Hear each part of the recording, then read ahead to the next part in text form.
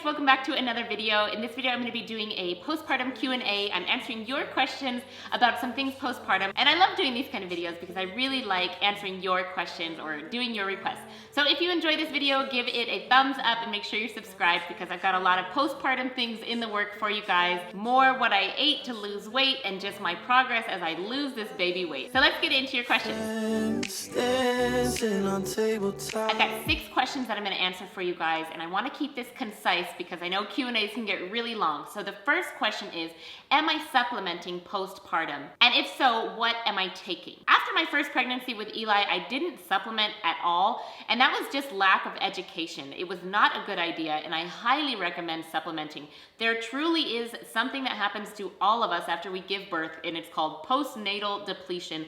It is real, it's no joke. The baby is literally sucking the life out of you to make sure that they get everything they need to survive and thrive and grow healthfully. In the meantime, mama needs some support. So I'm going to share some basic things. I'm not taking all of these, but I'll share with you what I am taking, and if you are in this postpartum period of your life, what you could be taking if you choose to supplement. Now, with all of the supplements that I'm taking, I will link them down in the description below. They're all vegan sources of these supplements, and you just need to be careful because if you are mindful of it being a vegan supplement, then you want to make sure that you get something like the supplements that I am taking. The first one, and I am taking this, is DHA. Our levels can remain really low as we breastfeed because the stores in our body of DHA are being transmitted to our baby as we breastfeed for proper brain development. So that's something that we want to supplement with and something that I personally am supplementing with. Next up are zinc and iron. And I'm not supplementing with either of these because I feel like I get quite a bit of this. Having a variety of whole plant foods in my diet,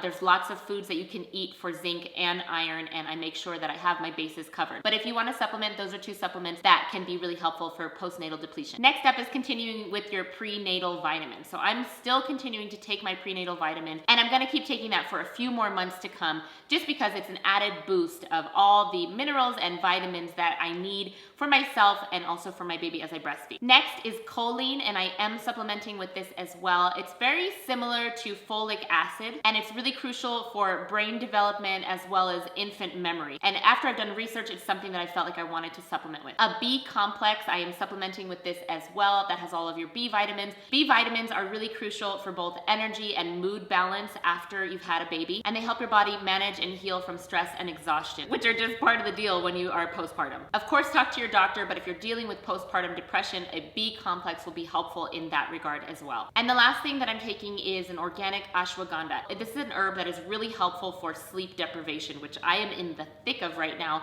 and anybody postpartum will be in the thick of. It actually helps the body tolerate the negative consequences of sleep deprivation, and I really do feel that this is helping me quite a bit this time around. So those are just basic supplements that you can consider taking postpartum, and I'll leave the links to all of the ones that I'm taking down in the description below if you're interested. The next question is, and it's a great question, how do you rejuvenate all the down there parts? Hey, if you enjoyed the content on Vegan Michelle and you're ready to take your health or weight loss to the next level, I encourage you to come work with me one-on-one. My passion is working with weight loss clients, but I work with all kinds of clients. So if you're interested, head over to veganmichelle.com to get you on your best path to health. And now let's get back to the video. And let me tell you, if you've given birth vaginally, you definitely have a lot going on down there. There's some things that are just a little TMI, but I'm going to share them with you anyways and share some practical things that you can do to rejuvenate and just take care of yourself down there. So after you've given birth vaginally, you'll probably be very sore, at least for a week or 2. So some things to help with that would be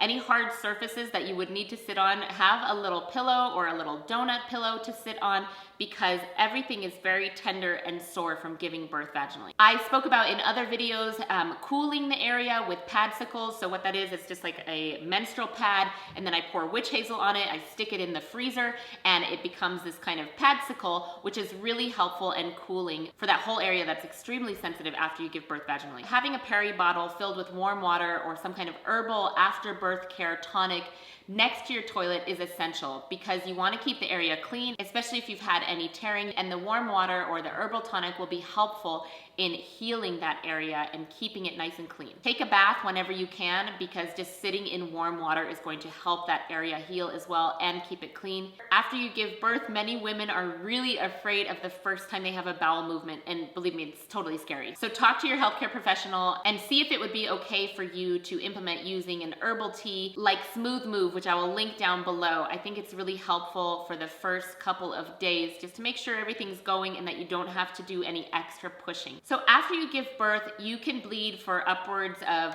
3 to 4 weeks. Sometimes it's shorter. It all just depends on your body. You may have blood clots coming out, and just gently pressing on your uterus will help those clear out and not get caught. Your breasts are going to be tender because they're producing milk, and if you're breastfeeding for the first time, that's always a new shocker of sensation as well. So to help with breast tenderness, you want to make sure that you are not wearing a bra whenever you don't need to wear a bra, and that if you do need to wear a bra, it's something that is comfortable and wireless, because wired bras can actually plug up milk ducts and can cause some issues as your supply is coming in. My personal tip is do not pump unless you absolutely have to in the early days. Because if your body thinks that you need to produce more milk and then you overproduce past what your baby needs, especially in those early days, you may run into a problem where you're going to clog your milk ducts and it's going to turn into mastitis, which is extremely painful from what I've heard. So leave the pumping for a little bit later down the road. And then you might be dealing with incontinence or hemorrhoids. And again, the witch hazel on those pads is going to be helping.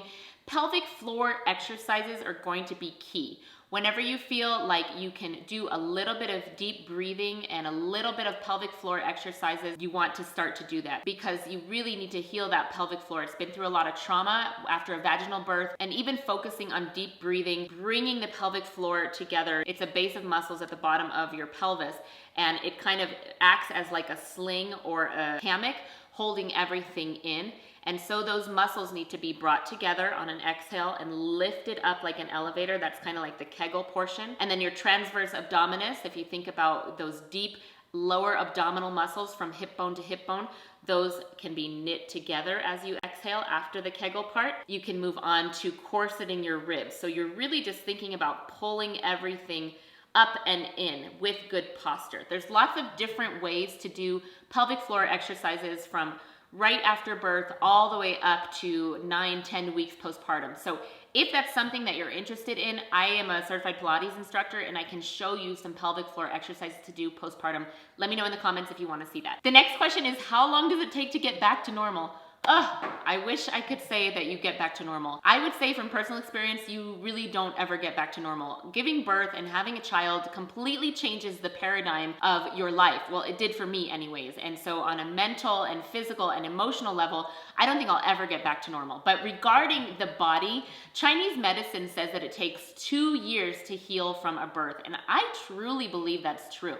You can start to get back in shape. You can start to lose weight. You can do all of those things. But getting back to a state of normal takes longer than most people would admit. At least it has for me. It's like kind of adjusting to a new normal, and then you almost feel like you get back to yourself. For me, it was at 2 years. Let me know what your experience is down below in the comments, because it's probably different for everyone. But for me, 2 years, I was like, okay, I am myself again. And then I got pregnant again.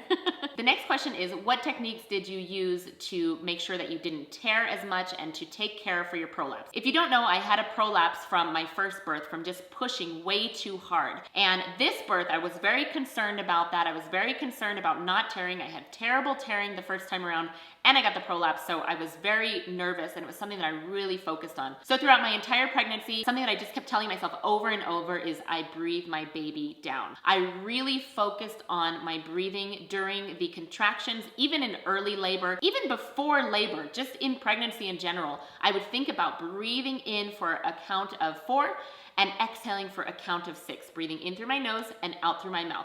As we open our mouth and release that exhale, everything below really does relax, even when it comes down to the vaginal muscles and the pelvic floor muscles, which are what you want to relax and be ready to give birth, as opposed to being tight and in fear. I told myself, no matter what, and I think it's just a lot of mind work, I will breathe my baby down. I will not be in fear. I will take the contractions as they come, one at a time.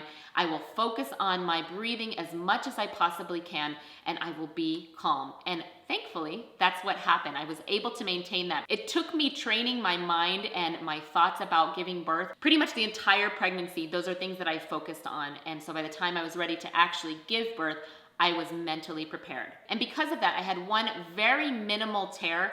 It's completely healed. I have no issues with it, no scar tissue. My prolapse is a little bit worse, but it was to be expected because I pushed 2 babies out, with the first one being pretty hard and where that problem kind of originated. But by doing my pelvic floor exercises and deep breathing and thinking about knitting the pelvic floor together, lifting up in my Kegel, engaging my transverse abdominis, and engaging the corseting action of the ribs, all of that will improve with time. So I just have to be really mindful of when I pick things up that I don't get anything too heavy. So again, implementing all of those breathing techniques and ways to just give yourself a little bit of support as I begin to exercise. All those things in a daily motion will begin to help me heal my pelvic floor and care for the prolapse in the best way that I can. So those are the questions that you guys asked. But the last thing I wanna say, and this is just a general tip from me to you if you are postpartum, and that is to just navigate this postpartum time in your life with self-love. Self-love in your activity. When you're able to exercise, do get outside, move your body, even if it's just a walk to the end of the driveway and coming back.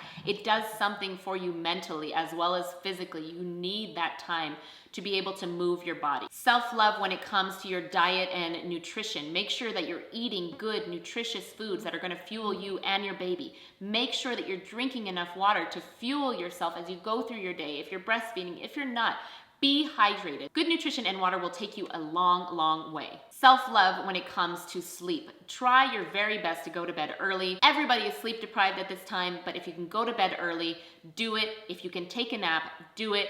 Try to get as much sleep in as you possibly can, because those sleepless nights just start to mount and can be really, really hard on a woman's body and her mind and her emotions. Self-love in purpose. You have to make sure that you maintain a purpose during this time. Yes, you are helping your baby thrive and grow, but there's still this other side of you that you need to make sure that you maintain purpose in your life. And then maintaining self-love in your relationships. So that could be anything by, if people come by and they want to visit, you could just say no visitors, or if you're coming and you're helping me unload the dishwasher, you're going to vacuum for me, or you're going to throw in a load of laundry. There is no room for you to be entertaining people when you are sleep deprived and taking care of a baby and healing your body.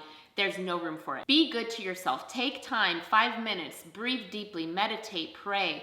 Create moments of joy in your day, because they really do help. Something that we do here is we just put on some music so that it fills the whole house, and have a little dance party in the house with our kids, with me and Chris. It really elevates the mood and makes things feel so much lighter when they get really stressful, especially during this time. Curbing your time on social media will just give you time to focus on what's in front of you and help you be present, taking care of your baby and being with your family. And then if you have the energy or someone to help, get rid of any clutter. When you're in a cluttered house, you just start to feel even worse. And when that mounts on top of sleep deprivation and the body feeling sore and all these things that you're dealing with postpartum, you can just start to feel that things are closing in on you. So try and keep a clean space, decluttered. It's also great because then you've baby-proofed the house for when the baby can crawl later on. So those are the answers to the Q&A plus my own little input there at the end. I hope you guys enjoyed this video. Very honest, and what I feel have been really helpful things this second time around that I wish I had known the first time. If you have any other questions, leave them down in the comments below and I will get back to you. Thank you so much for watching. Give this video a thumbs up and subscribe